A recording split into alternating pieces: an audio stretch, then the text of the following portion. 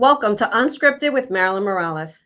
Today I have Chiara and Stacy with me, and we're going to talk about beauty, not just lashes, and how it affects women today.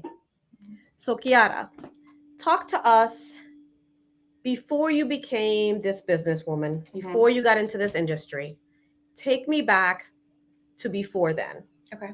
About you. Okay. And the things that helped you become the woman you are today. Okay.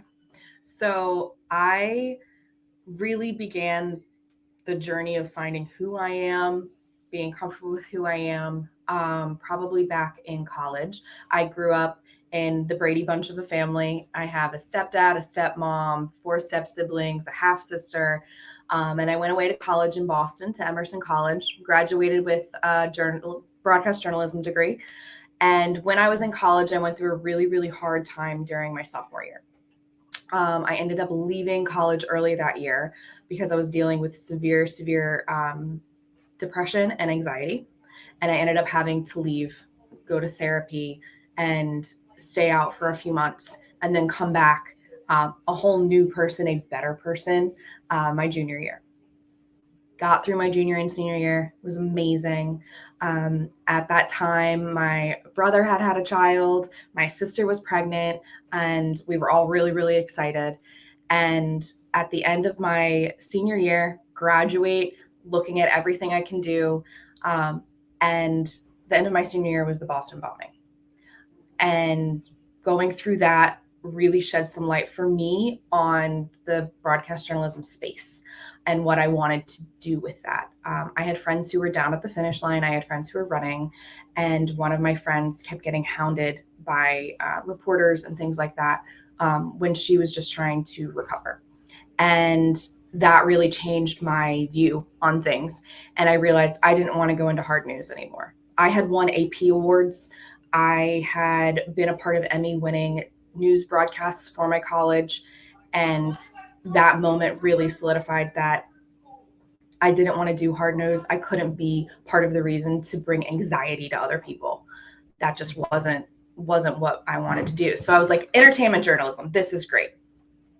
So the end of the summer, my sister goes into labor, and we were all really, really excited. I was like, I'm going to move. I am either going to go to New York or I'm going to go to LA. I don't know what I'm going to do. My sister goes into labor, has her beautiful daughter, and everything in our lives changed.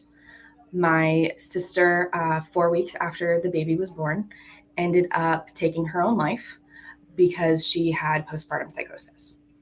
And that changed everything. We all became closer because we realized, what's really, truly important. Right. And I didn't want to leave my family. I didn't feel like I could. But at the same time, I also wanted to run away. So in March, I had made the decision. My sister passed in October. In March, I looked at my mom and I said, I'm moving to Los Angeles. I'm doing it. Out of the blue. She had already known that I wanted to go there. I spent a summer semester in LA. Okay. And so I knew that's kind of where I wanted to go. And I was like, entertainment journalism, here I come. And I pretty much picked up, I was in LA May 31st. No passing go, no collecting $200. I just went. I was lucky enough that I had a lot of friends out there. I ended up moving in with one of my best friends at the time, and that was really nice. We had each other. And I was out there. Entertainment journalism is hard to break into, so that was not fun. Right. And is that something you always wanted to do, even as a little girl? Did you always see that for yourself? I always knew I wanted to be a part of that type of an industry. I don't think I really, really knew how I wanted to be a part of that industry. I always thought, okay, being on camera, I'm very comfortable with it. I like doing it. I enjoyed reporting on things. But growing up, I was in the theater, so I was a performer. I always did the makeup backstage. I did and that's really, I think, where I loved that aspect of entertainment. And it took me a while to get back there and realize it. And I moved out there, ended up doing temp jobs, worked in HR, did not break into the entertainment journalism career. you end up becoming friends who are in that industry. And I realized I also didn't want to be the stressors for celebrities. So I didn't want to do that to other people. So it was a whole thing. And then at the end of my time in LA, it was the last 6 to 8 months of my time in LA. I ended up having to get my gallbladder removed. I was really, really sick. My doctors took me off of my antidepressants cold turkey. And it sent me into a very, very dark spiral. I was self-harming. I had thoughts of ending my own life. It was really not good. The only thing that truly kept me alive was my cat, Luna, because I had to take care of her. And Luna. Yeah, Mhm. like my dog. Luna. Exactly. Luna, pets and people. Yes, it's the best name for pets. And she's a white cat. I was gonna ask that because people like dogs. Yes, Yeah. white cat. And she truly was my reason. And I ended up telling my mom I really needed her. She ended up coming out. The therapist and psychiatrist there said if she had not come out, they would have hospitalized me because it had gotten to such a dark point. I had lost 40 pounds. It was not good. So when my mom came out, we both made the decision. I looked at her and I said, I have to come home. I have to come home. I was like, this is not good. So I came back home, went into outpatient therapy 5 days a week for months, and ended up reigniting my passion for makeup. Really reigniting my passion for makeup, realizing that was my outlet. I could be creative. I could have fun. I could take out my emotions. And it really became just therapy for me. And what you're saying with the journalism piece, you're going to be someone's stressor, someone's anxiety. Yeah. This is at least someone's going to walk out feeling better about themselves physically. Exactly. So you went from like one extreme career path to another just from that experience that you had. Yeah, 100%. Crazy. And it's like, it had always been in me. I just didn't know how it was going to get there. Right. And it took a crazy ride to get there, but I got there. A lot to get to that, yeah, and it started at what age? So when is the first time? No, the anxiety, because we talk about the anxiety, right? Because you experienced an increase in anxiety, you say, when you were in college. Yes. Right? So you suffered from some level of anxiety before that. Probably almost my whole life. Okay. So that was my question. Mm-hmm. So all your life you felt this. I just thought it was normal. Because you never knew anything different. That was your normal resting state. Yeah, resting state was like just slightly anxious, slightly tense at all times. Did you have any friends that were like you, or did you feel different? To be fair, I think a lot of us had severe undiagnosed anxiety. Okay. That we've all realized as we got older. We're like, that makes sense as to why we were including myself. I know that now as an adult, right? Mm-hmm. You know, when I had to be put on medication for depression after losing my mother, that I actually was suffering from anxiety my whole life and never realized it until the medication calmed me down to a point where I could oh my God, I was anxious before and I'm not anymore. Yep. So I've always had this. Well, I remember my mom would come in and say, oh, do you want to play hooky today from school? And I would panic. I was like, no, I can't. I have to go to school. I'm going to miss too much. I have to be at school. I would have 102 fevers. I have to go to school. I can't miss any school because then I'm going to be behind. Like, my whole life. I was very blessed to be raised by amazing people. My mom, my stepdad, my dad, my stepmom, my grandmother. My grandmother was a teacher. She was a professor at 21. Like, she was a phenomenal human being. She was my college essay. She was amazing. She passed my freshman year of college. And that was really hard because she was like a best friend. She was a mentor to me. Yeah. But you know, I've been very lucky and very blessed to be surrounded by very supportive, loving people. And those that weren't, as I got older, I realized it's okay. Right. It's okay. Yeah. Everybody has their path and you're just not on my path anymore, which is fine. There's nothing wrong with that. And that's okay to let that realization come in to life for sure. But after I got out of outpatient, I decided I'm going to go back to school for skincare because it had been something that I loved. I went back, makeup, skincare. I did all of that. And then I started doing makeup again for other people, for people's weddings and things like that. And did you feel anxious doing the makeup piece? Like thinking this is someone's big day? Like, no. I would be anxious. I could never cut hair because what if I you're not, I cut it the wrong way, and you're going to walk out crying, because we've all been there where we walk out Yeah. crying. Absolutely. So I didn't know if that would heighten your anxiety, or is it because you have such a passion for it? It kind of took that piece away. It absolutely did. Okay. It's I don't find anxiety when I'm doing lashes. I don't find anxiety when I'm doing makeup. It's very natural. And I It's like think your meditation. It is. I always say it's very, I've said this to you many times. It's Absolutely. very zen when I'm doing it because it's something that like I can close out the world. Right. Not only that, but you set the stage. So when someone's in here, for anybody who's wondering, yes, she's my lash girl. When we're in here, you can play the music, get you in that state. Yep. Like the entire environment is conducive to getting you into a relaxed Very state. low lights. It's just warm. like a massage. Yeah. As if you were getting a massage in here. It's the same kind of setup, except clearly you need some light to do what you need to do. So it's all very like warm and low lighting, except for the bright lights that I put over your face so I can see the lashes. But besides that, you lay down, I have a blanket for you. We have the music going. Most of my clients fall asleep. Well, I was going to ask, what's your experience? She's your lash girl. We have therapy. Right. No, so we have like therapy session, or are you the girl that's snoring while she's trying to put your lashes on? And I always say I come in here, and because my world and my life is so busy, and Stacey, you know that, right? So my life is constantly on the go. This is the only time where I can turn my phone off, right? And not be a part of that world. So in here, I get to just be me. And because I have that, she and I talk a lot. So a lot of my ideas for the podcast, for the book, for everything that was going on in my life happened right here in this room. Your meditation space. In my meditation space. We came up with the name for the podcast. Unscripted came right here because I was complaining about how you couldn't find a name. I couldn't find a name. Not only that, but we were talking, I think, about one of these competitions I was in, right? And how the people wanted me to memorize and remember what I was going to say. And I was like, this is just not me. I'm so unscripted that even if I write it down, it's not going to come out that way. Yep. It's just not. So she was like, well, I was like, that's your name. Unscripted. Unscripted. She's got background. Yeah. I was like, that's it. Like a dual thing for you. She can give you advice and give you ideas on this end of stuff, but do your lashes at the same time. And her lashes are very important to her. Absolutely. Yes. And why? Right? Yeah. So I started doing lashes, and Chiara was not my first stylist, right? I had several stylists before her. I do remember when you started this whole lash journey. Yeah. And just to say, my daughter is the one that encouraged me to do it because your first journey, I remember.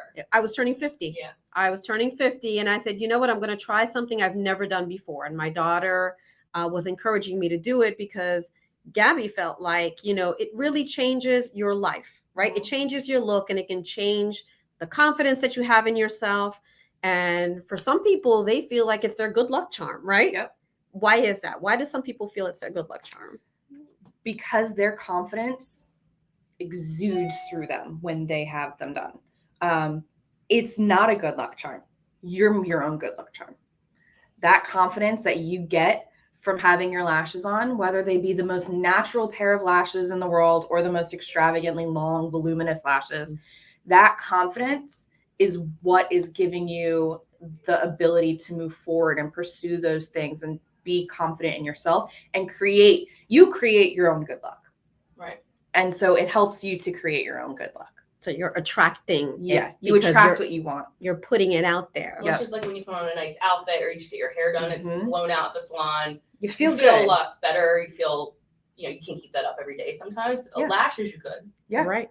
And not every lash is for every girl, right? No.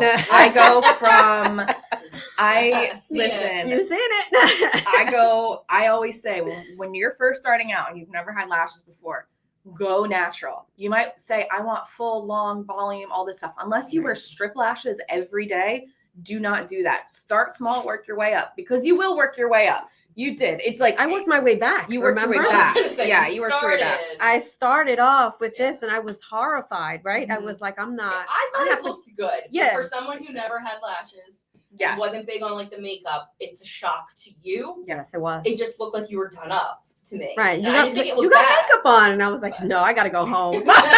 I gotta put the sunglasses on. I gotta do my thing. She's like, I need to call out. And I'm like, send me a picture. And I looked at him like, what is wrong? They were great.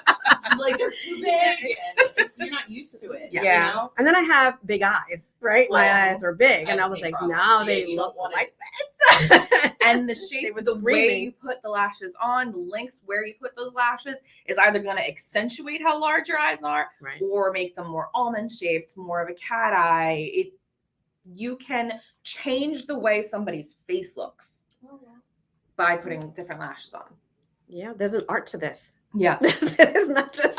I have plenty of friends that get lashes done, and they look great on them. They do. Right. But what's the maintenance on this situation? So I am a manicures, and let me tell you how much that annoys me, and I have to go back every 2 weeks. So I am a low maintenance person, personally. So I get lash lifts. Okay, what's a lash lift? It's like a lash perm. It curls your lashes, and then I tint them so they're dark and they're black. Huh. Yes. Mm. So you're not putting anything, no, like physically, you're not putting any of these little guys. No. None of these on your eyes. No. That it's might be my route. It's all you. Okay. So I curl them up. It's a whole perming process. I curl them up, and it's all your own lash. And how long does that last? 6 to 8 weeks. See, that's more my style. That's how I am, because I'm currently planning a wedding. I just opened a business. Personal things happen. I am the worst person of taking care of myself when it comes to self-care, when it comes to this kind of stuff. I get my nails done, and we're lucky I do that. So for me, lash lifts make sense. That's just who I am. I had extensions on for years, and it just got, for me, my own personal life, this makes more sense for me. For you, she comes every 2 weeks. Right. And I live up the street. She does not. No. So for me to come every 2 weeks, my nail salon's right across. It could make that. She used to be closer because she used to be in did. Cherry Hill, but I followed her because she was the one person. Like I said, I went through several of them, right? Because I was never fully happy with the way they looked. And then she looked at me and she goes, no, it's because you don't need all of that. Mm-hmm. You just need a little bit so that because my whole goal was to look like I have makeup on so that I wouldn't have to do it in the morning. That's kind of what I would want. Yeah. It's not for me to look any certain way. I just want to look like I have makeup on. For people who aren't familiar with lashes, like myself, can you get them when they're permed like that, or even in these settings, can you get them wet? Like, is something going to happen? They're going to fall out? That'd be my thing. No. So a perm is like your hair perm, 24 hours, no wet. Okay. After that, you treat them like your own. Extensions, same deal. 24 hours, do not get them wet. But then you can shower, you can go in the ocean, you can go in the pool, you can do things like that. Your lash extensions shed naturally with your natural lashes. Right, which I've seen with you. Right. That would make me nervous because like, I mean to have to go back. Right. But that's a normal thing. And people are like, oh no, my lashes are falling out. But that's okay. Because we want your natural lashes to go through their natural shedding process. You shed 2 to 5 natural lashes at least a day. And you just don't even realize it. You notice it with an extension, but you don't notice it naturally. Right. Yeah, so I can see that. Yeah. So you see that all the time. That's why they fall out. That's why you need refills, because your lashes are growing back in. When you come back in for a refill, we replace what has been lost, and then we remove some that are really long that will make it kind of look funny and make you uniform again. And is it healthy for your lashes? Like I have long lashes, but not like when you have lashes on. Right. My fear would be perm or insert, like, will I end up losing my own lashes somehow? No. Like, will they make them? So if I decide one day I'm done, I'm just going to go back to just. You can absolutely do that. So I always say lashes is like getting your hair colored. Okay. So you still have to take care of your hair. You still have to make sure you're conditioning it, keeping it strong, things like that. When things are done properly, in the correct way, it's not going to harm you as much at all. But I also recommend, after you've been doing lashes for like a year or so, get a growth serum, put that on every now and then that's going to keep you nice and strong. It's not, you're not going to leave with nothing on your face. That would be my fear. I always done it, right? I did it when COVID hit. I was like, I don't have time for this. That's what I mean. Like, God forbid. There was a boom, right? There was a massive boom with people getting lashes on because you couldn't see anything but your eyes. Right. You're covered by masks. So everybody, I always thought, I was like, oh, nobody's going to come. Nobody's going to come because nobody wants to be this close. Well, see, that's what I would think. Right. No, opposite. It was the opposite. It was the complete opposite. Except for me, I said take them off because I don't have time for this. Yeah. Well, you also had your goggles on, and they would hit the goggles. So that was a big thing with nurses. Nurses were different. Nurses were different. Yeah. Nurses were having issues with retention because sometimes with high humidity, things like that, the glue can loosen up and come off. So when they were wearing the goggles, then the face shields and the 2 masks, all that stuff, it was just not conducive. I was like, I don't have time for this. Yeah. I can't be dealing with this. I got more important things to deal with. Right. Then I'm not going anywhere. Right. Because back then I was turning 50. I was going to start going out. I was going to start doing things. And then here we go. COVID hit. So it just changed my life. Yeah. So it changed all our lives. Millions of other lives too. Yeah. Everyone. So talk to me about, and without violating names or things like that, talk to me a little bit about your clients. What's the age ranges of your clients? What kind of things do they share in here with you? Oh, well, I like to say, and one of my clients actually got me a bottle that she said, a water bottle. Stacey was like, I do get booze quite a bit, which thank you. She appreciates it. If you're coming, bring so a bottle. Much. The wine is excellent. Thank you so much.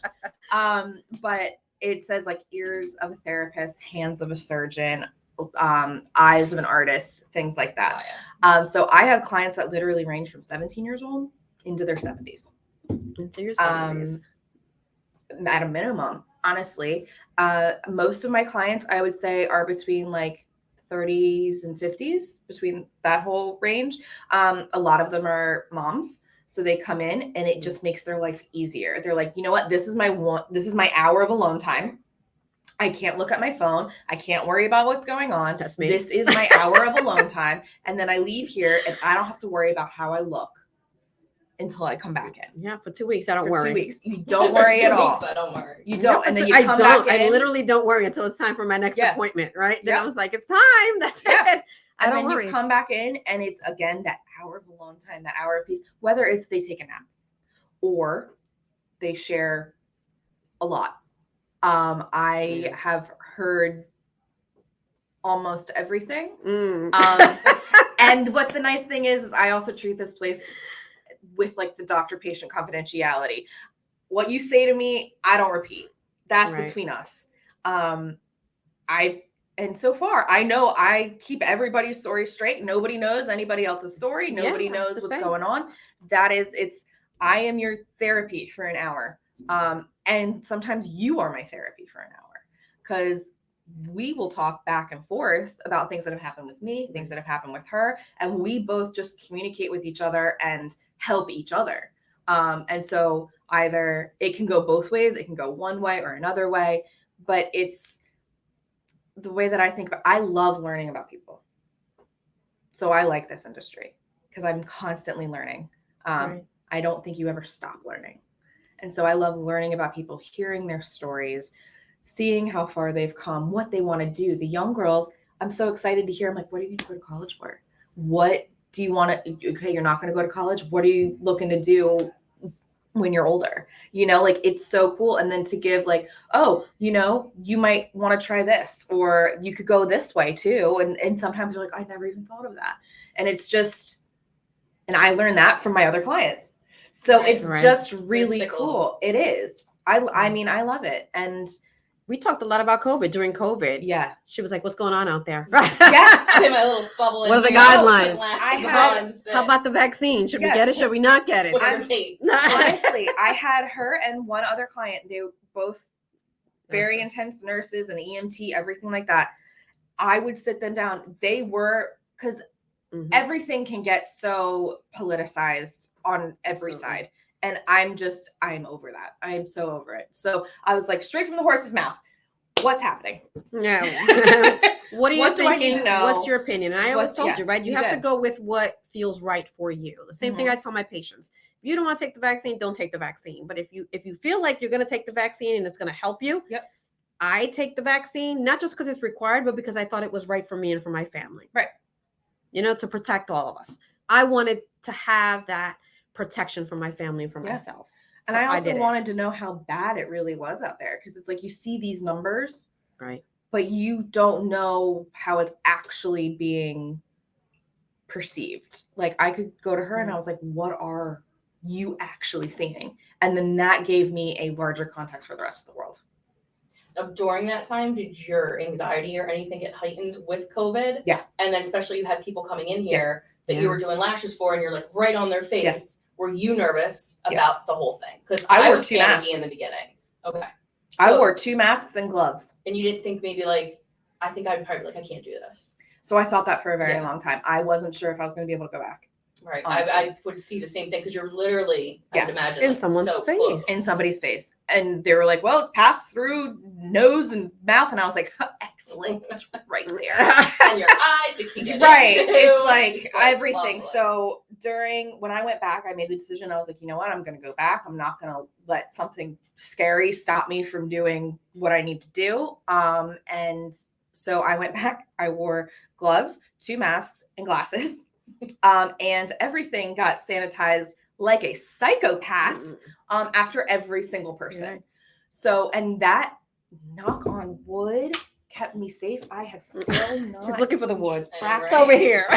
No COVID at all. It has not happened to me yet. And so, God. Yeah. So it's like, because who's gonna do my lashes? You can't get COVID. I'm gonna be like, it's fine. She's vaccinated.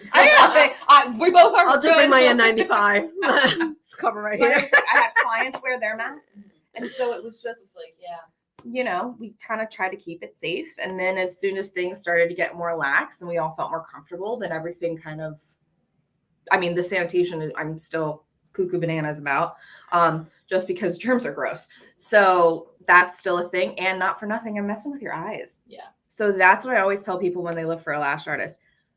Really delve into, if you're going to somebody at their house, how are they sanitizing everything? That's right. Yeah. That is so important. Do they know, have they been trained in proper sanitation? Do they have the proper equipment to sanitize? It's so important. They have a sterilizer. Exactly. Like right there.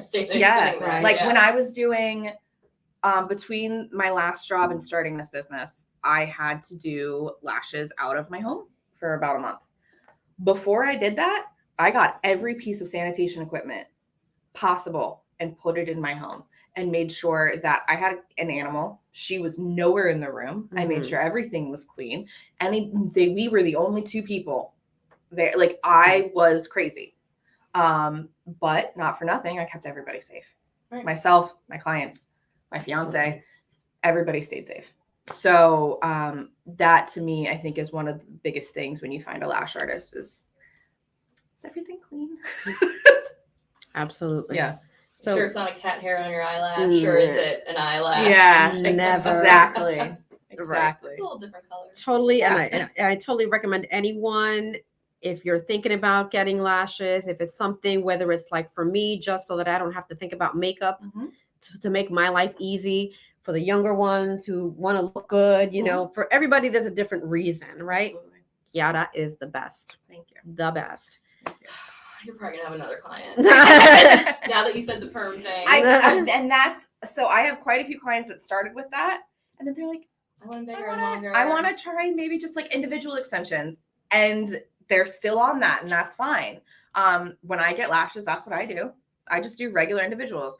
Marilyn gets volumes. So it's different things. It depends on where I'm going. If I have something to do, if I have an event, you go regret having me though. You may have to take something when I leave. I'll bring wine for sure. There it is for the both of you.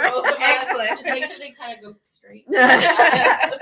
But yeah. So what's going on for next year for you? What are your plans? What are the goals besides getting married? I know you're getting married in February. I am. Thank you so much. Congratulations Thank on you. That. Yeah, that's a lot. But no, I'm getting married in February. Next year, we have some trips happening, obviously a honeymoon and things like that. But for the business, I will be hitting my 1-year business ownership in February as well. Yes. So it's a big deal.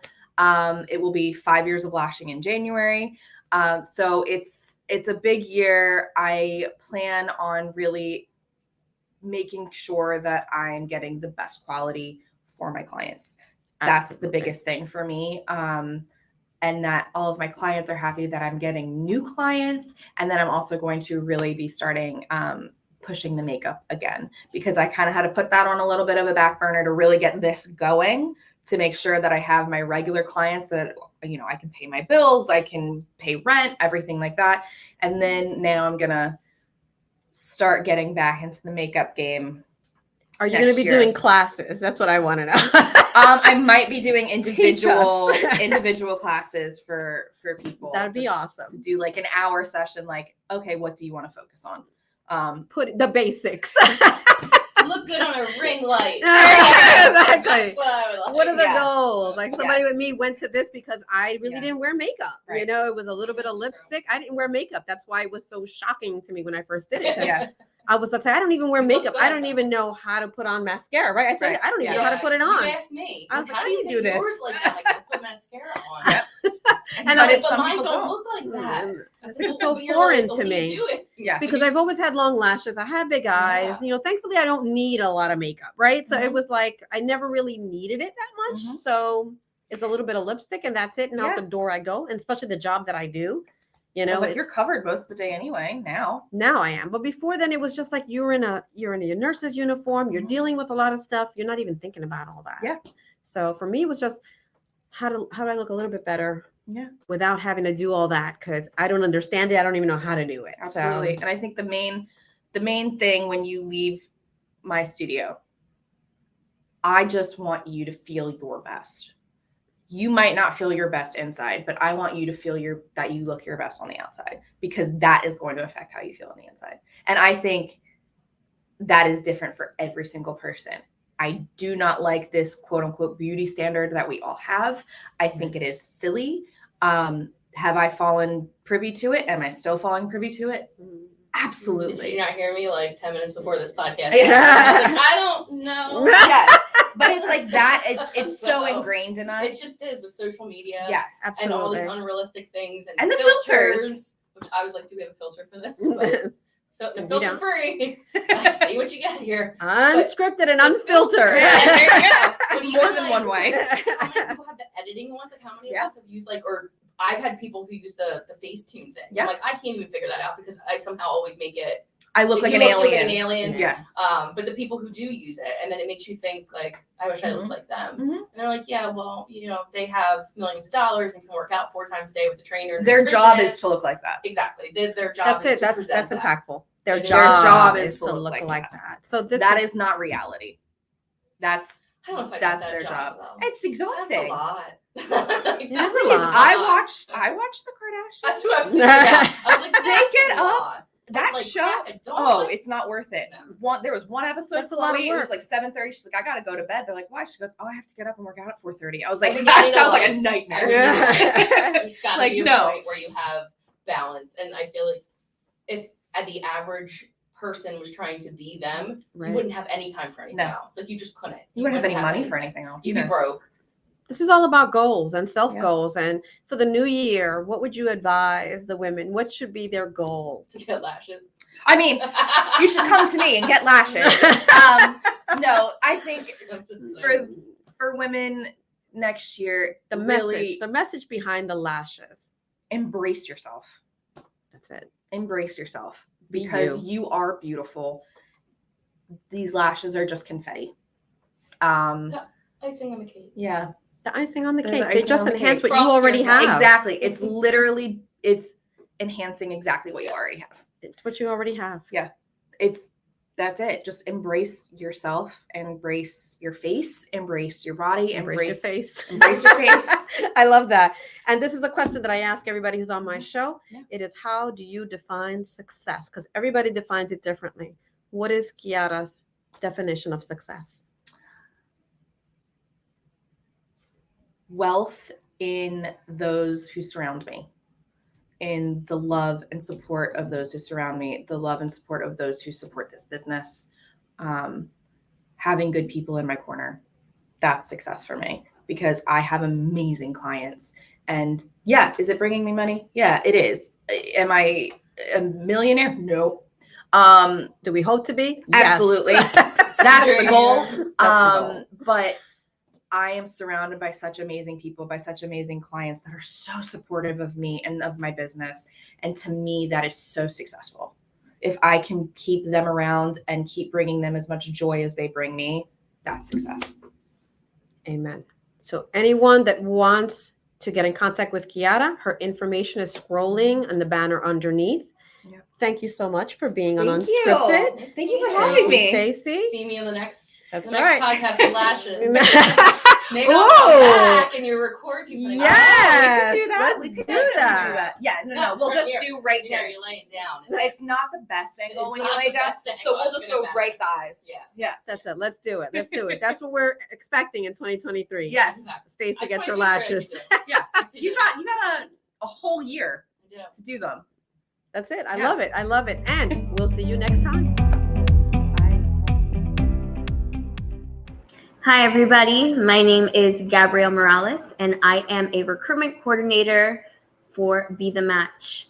My journey with Be The Match actually began when I was only 9 years old. At that point, my 7-month-old baby sister was diagnosed with an extremely rare form of leukemia. Through the Be The Match registry, we were able to find a matching donor for my sister. And although a few months later, we lost her, her cancer was cured. Our family is so thankful for the additional months that we had with my sister. And ever since then, I've made a promise to myself to dedicate my life to helping children just like Isabella and helping families like ours by continuing her legacy. Hence why I now work for Be The Match. I love what I do so much, and I'm able to spread awareness about the huge need for more donors on the registry, especially those of diverse backgrounds. There is currently a huge disparity within the registry for minority patients, and we need your help. It is so simple to save a life and to be put on the registry. You can visit izzy'slegacy.com or text Izzy's Legacy to the number 61474 to start the registration process to be on the Be The Match registry, to hopefully be a life-saving match for a searching patient in need.